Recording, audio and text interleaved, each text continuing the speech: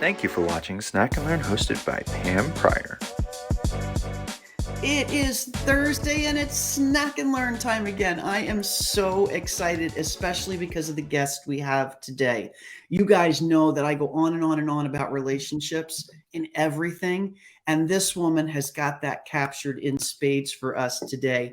Claire, I want to welcome you to the Snack and Learn. Thanks so much for taking the time to join us today.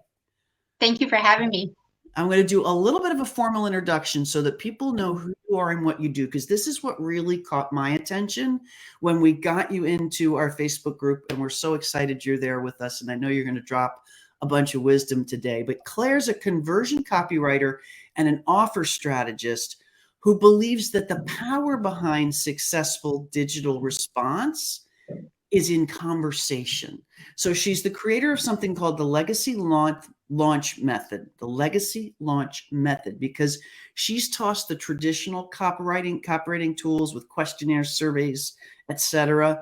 But she's now opting for real world feedback that celebrates her clients. So she's ultimately kind of turning your marketing research into a word of mouth referral machine. You're not dreaming up, when she's not dreaming up launch strategies, you're going to find her exploring the great Northern California mountains, trying to figure out how to middle school math as a homeschooling mama to one. Middle school math is not what it used to be, is it? I'm not sure I did that well when I was in middle school, but it's a whole other kettle of fish now. It's a different language now. I couldn't do it. I just plain flunk now, I think. Well, welcome. I'm so glad you're here. So where in Northern California are you? I'm in Redding. It's about 2 hours or so south of Oregon and probably like 3-4 hours north of San Francisco. Did you guys suffer with a lot of those fires this year? Yeah. Oh man, we do. Our big one was 2018. But even if it's not the fire, it's the smoke. But geez, okay. Well, is all clear right now? Oh yeah, fire season won't start for a bit still, so we're good. This is a balmy 70 degrees, 80 degrees now. There you go. Well, do me a favor, give us a little bit of your background, how you got into doing what you're doing, but even more importantly, how you got into doing it differently from every other copywriter I've talked to, and what kind of distinguishes it for you. So my background's actually public relations. So it's always been that communications. It's just kind of niched down through the years. But so I went from public relations to more specific writing to sales specific writing, doing the same thing that everybody does, and started working at home because I'm a single mom and I didn't want to, be stuck in the traffic in the corporate. And just like a lot of entrepreneurs, it's the family calling us home or a lifestyle that calls us home, so that we're not working for somebody else. And so I was no different with that. But I think with that, there's at least some part of we're chasing the money. And I don't know that that's not a bad thing. I mean, but it's the truth. You've got bills to pay and things that need to be paid. So obviously there has to be thinking. Math to learn. Math to learn, whether it's in middle school math or my finances. So there is that aspect of it. But at some stage, I started to see there were these entrepreneurs that weren't chasing money. They were chasing legacy. And I think, when you come home for family, whether it's kids or spouse or whatever it is, there's your legacy. So we've got that covered. That's what we're all doing. But these were people, entrepreneurs, who were changing lives in other people's families. They were helping other people change their own legacy. But they were doing it with excellence. So it wasn't about the data. It wasn't just about the numbers. It wasn't how many launches. It wasn't how many zeros at the end of that. And yet, all of those things were happening because they were chasing the excellence while they were helping other people. So just, I love Atomic Secrets and Atomic Habits. Habits? Gosh, that rings a bell. I think I've got that book. I don't know that I've read it. Tell me a bit. What stuck out to you? So his, it is about those like small incremental things that you do on a daily basis that makes the big shifts in the end. If you look at, okay, let's pull in that middle school math, okay? If you've got two parallel lines, or they look parallel, but they're ever so slightly off, as they go, they get farther and farther apart. They'll be worlds apart. when you go a little bit further down the road. And the idea with these 1% incremental changes is you're not doing anything astronomical. We're not talking about getting up every day and running 5 miles if you can't even walk around the block, but it might be just putting on your running shoes. It's these little things. And he tells the story of, I think it's the French cycling team who was like last in the country or last in Europe in the cycling tours. And they hired somebody who came in and made these tiny little changes that just shaved like millimeters of a second, changed the bike frame to something else, changed the tires to something else, added a little bit more water, a little bit more sleep, all these tiny little things. And very soon this team became like world renowned, #1. And it was just by these little changes. Wow. And so I was watching entrepreneurs who were looking at their own business and how they were, reacting to, like, they would have a launch, but then they go back and they make changes. It's not just about spending more money on ads or what do we do? How do we get more traffic? It was, what do I do internally? What do I do with the things that I've got? And I was so amazed by this as a human being, but as an entrepreneur and copywriter, I was completely flabbergasted, completely intrigued. How do I do that in my business personally, in my own business, but then how does that water flow into the service that I'm providing? How do I do that? So as I write sales copy, that's the thing that I do. And that can be really two-dimensional. You come in, you write the copy. It's going to be good copy. I'm not saying that it's not. That's not the focus, but there's so many other pieces that go into that I wanted to change how I did business so that I was producing excellence. I was, going towards excellence, but I'm helping my clients go towards excellence with what they do. So that's who I want to work with. In other words, people who are thinking that. So and let then me feed that back to you to make sure I'm understanding it. Like, I'm going to put it in the context of me. So I have, let's call it 20 clients. And theoretically, what I'm doing is changing their lives and making them more effective in their businesses and in their home lives and all of that. And your copy, if you were going to do copywriting for me, what would you do to capture that and include it? Do you interview them? Do you what's your process? That's a great question. So one of the big questions that I get from the people who I love, so I spend like half my day or, a good portion of my day chatting to other people so that I can understand them and that I get a lot of information from them. I can see, oh, this is the type of person I'd like to work with, or these are red flags that maybe this isn't the right person to work with. And so in that, one of the questions that was being asked the most by people that I'd love to work with was, how do you go the extra mile to know my clients? And the traditional response is going to be, I'm going to go into your Facebook group and I'm going to see what they're writing. I'm going to see what they email, what they text and all of that. And I will take that. But I don't think that's good enough, because if you ask me to fill out a form, it drives me crazy. I hate forms. And I wasn't a subconscious thing. I hate forms. I don't have time for them. I don't have time to sit and think. So I'm going to give you the quickest answer I possibly can. If you're like, so what's your dream? What are you struggling with? Those kinds of things. I'm like, I don't have time. I'm overwhelmed. I'm stressed. And then a copywriter will say that, will see that and go, oh, they're overwhelmed and they're stressed and they need better time management. They'll take those words and they'll put it in the copy. And so everything sounds the same. And yes, that's what I'm saying, but there's so much more deep in that. I think, unless you're Emily Bronte and you're writing Wuthering Heights, most of us do not pour out our heart and souls in the Facebook groups. I'm just going to tell you what it's, we don't have that time. And what people think is, oh, I've got the poll now, I've got the survey, I'm just going to use this. And we wonder why our copy doesn't convert and why we don't connect. In fact, if I ask you, what do you want from your copy, you're probably going to say connect and convert, because everybody says that. True. But it no longer has any meaning. Words like empower and up-level and scale almost have lost their oomph, because we're just regurgitating what everybody else said. So what I do is in groups, small groups is we come together and we have these discussions. And there's more to it than just sitting down. It's not a focus group per se, but somebody, I can ask a question and somebody will respond and I can ask them to dig into that further. And because it's in small groups, a deeper answer, basically.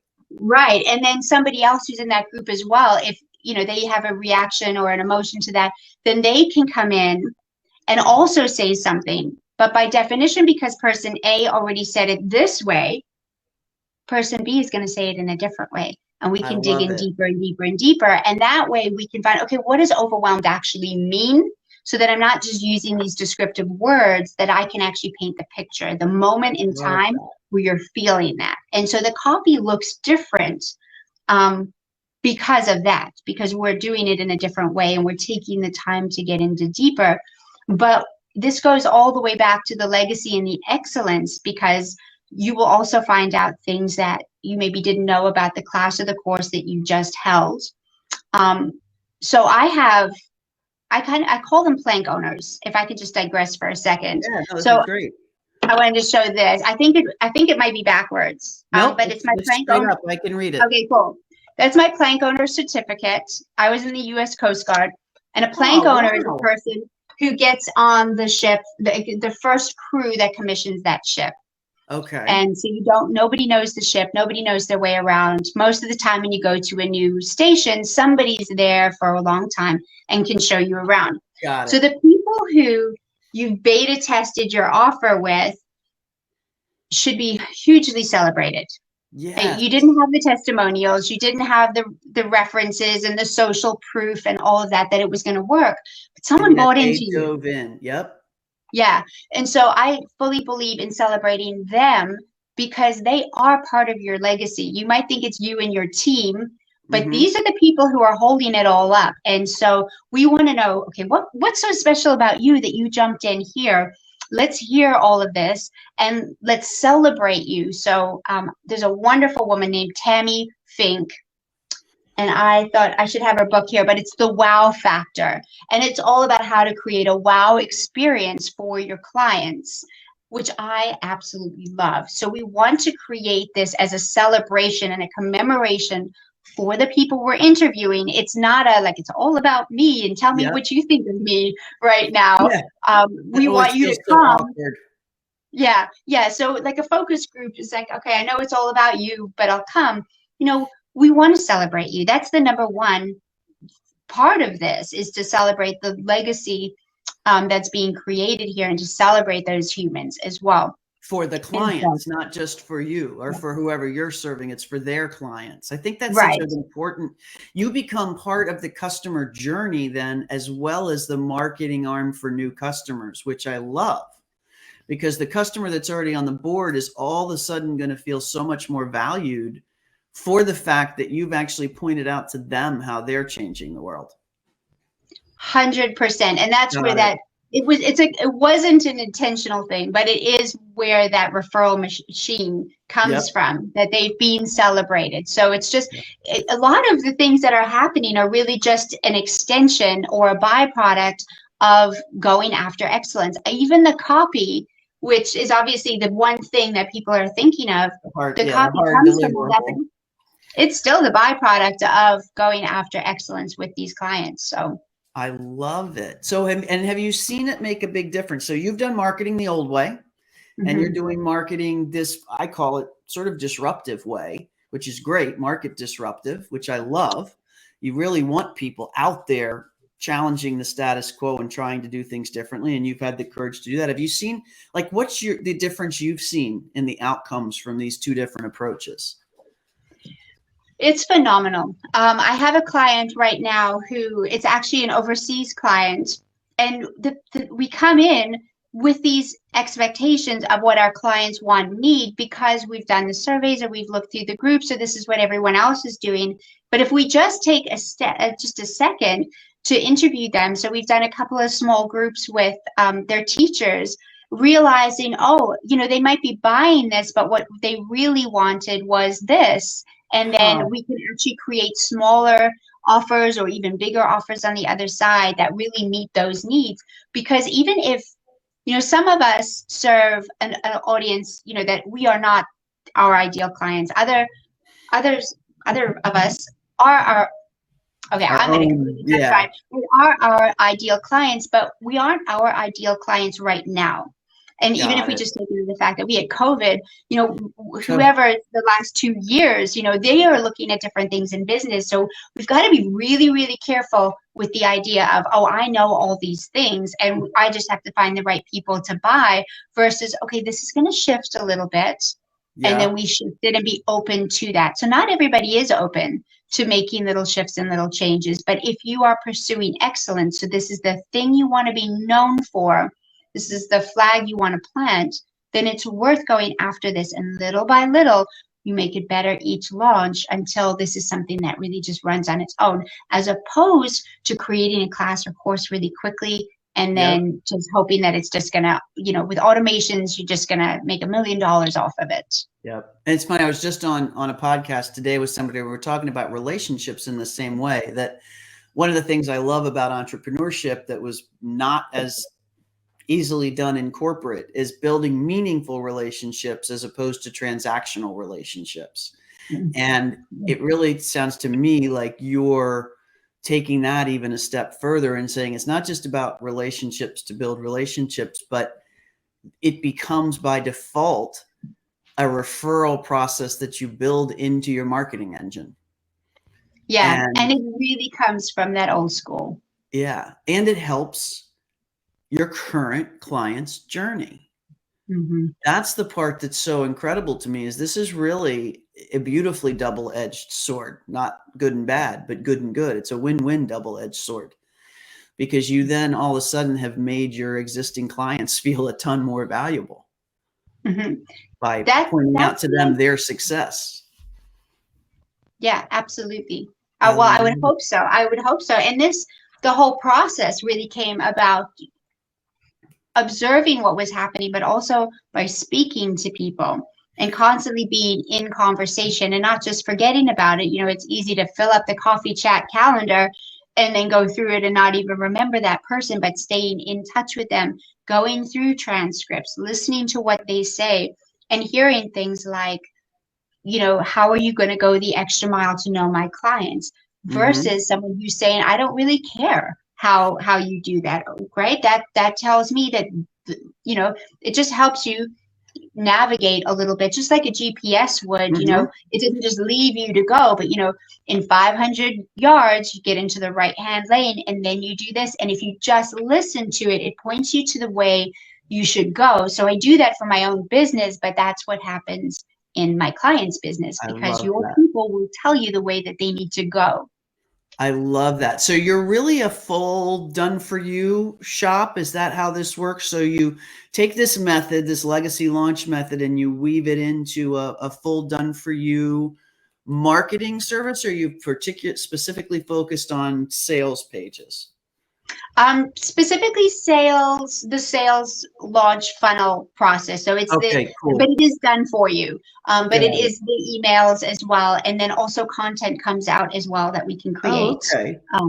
Got it. As well, because all of that is it's the content that's being given to us in those conversations. That's what the people want to hear. So when we have struggle with engagement and things like that, we're fighting algorithms and we're fighting so much noise. How do we make something that's different to what everybody else sounds like? Well, if we take time to have conversations with people, we'll find out how to do that. I love that. And it's called the legacy launch method. And I just really want to acknowledge this and you for something that, quite honestly is not done a lot. We don't often think through sales and marketing as we think about it as relationship based, but we don't dial it. It's like we get to the funnel and I am guilty of this. We turn into, the funnel's a transaction thing. Everything else is relationship building and all that thing, but the funnel's a transaction thing. And you're, in my opinion, proffering the possibility that the funnel itself could become relationship building as well. And that's huge, because it's always the thing to me in business that has felt kind of the salesiest. And you're saying you believe in relationships and everything else you do. Here's another way. Here's a place that you can do it as well. It doesn't have to be an exception. I mean, that's just like huge. Right. Well, I mean, a lot of people feel like sales is icky and marketing, even if we tell ourselves, well, we wouldn't have a business if we didn't sell, or, you know, right, we can't help somebody if we're not selling. So it is like check your relationship, check your heart at the door, do all that part is a relationship, and then you get to the funnel and we're just going to sell. And I don't think that's the way to do it at all. I think we see some real, for lack of a better term, but it's just so well known, this bro marketing of, you know, buy it now, you know, if you don't, you're going to die. The world will come to an end. You'll never get this chance again. It's right. I'll hop on my plane and I'll see you in a year. Right. And then all the ads with the cars and all of that. And there's a part of us that either people want to stay completely away from it, or they kind of want to believe in it, or, you know, and it doesn't have to be like that. Manipulative marketing, I think, is when, as a seller, the only person you're thinking about is you. And so I just want to make a profit. Let's get that 5-figure, let's get that 6-figure launch, and I'm going to be happy with that. And I'm saying, no, you've created something. You've beta tested it probably, because most people aren't going to pour that kind of money to actually do it until you've got some validation. Let's go back and talk to them. You know, we want to look at how many people are finishing your class or course. You know, are they finishing it? Are they getting results? Because some of that does rest on you. And we know that there are, by statistics, not everybody's going to finish. Not everyone's going to get results. We know that. But can we do something to help that along?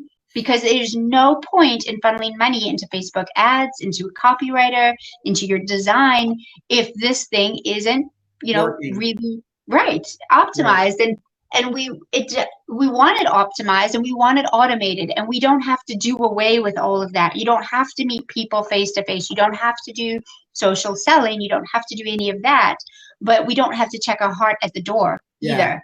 Yep, exactly. Just because you're switching to funnel. I love this. So here's what I'd say, folks. If you're in the position, you know, kind of like me, where everything I do is relationship based. The Facebook group is relationship based. Snack and Learns are. The podcast is. Every time I work with a client is. Every sales call I have is.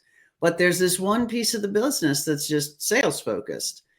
And if you've got that same sort of disconnect in your business, to me, it's a little bit out of alignment for me, quite honestly. Here's a way and a process that can bring even that thing into alignment with kind of how you feel about things. So one of the things I asked Claire is, how can people connect with her? And of course, she is an example of her word.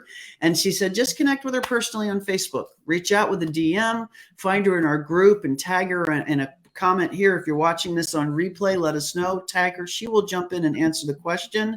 We'll tag her if you ask a question that she's not aware of. But true to herself, she says, just connect with me personally on Facebook. So that is the best way to reach out to Claire. Claire, any kind of lasting words of wisdom you can give us, that something that we could do as entrepreneurs today or tomorrow to really up our game around our copywriting, around our customer service and our customer journey? I'd love it if you'd leave us with something. Yeah, the biggest thing is to keep in that relationship piece of it. No matter how big you are or how small you are, if you're just starting out, take time to actually talk. And these are not questionnaires or forms, but to actually get on a call, on a Zoom call, and just talk. And, you know, it's not a prescribed process. Just talk. Take it in, listen to it, and let it lead what you're doing. Got it. I absolutely love that. And I'm dropping that in the comments as well, because I think it's such a key point to make. And we will be watching the comments here. A lot of our folks watch on replay as well, Claire. So if we see any questions pop up, we will tag you and make sure we get the right answers to them. I can't thank you enough for showing up here with us today and letting us connect the coasts for a little while here. Awesome. It was so great to connect with you, Pam. Awesome. Take care, everybody. We'll see you on the next Snack and Learn.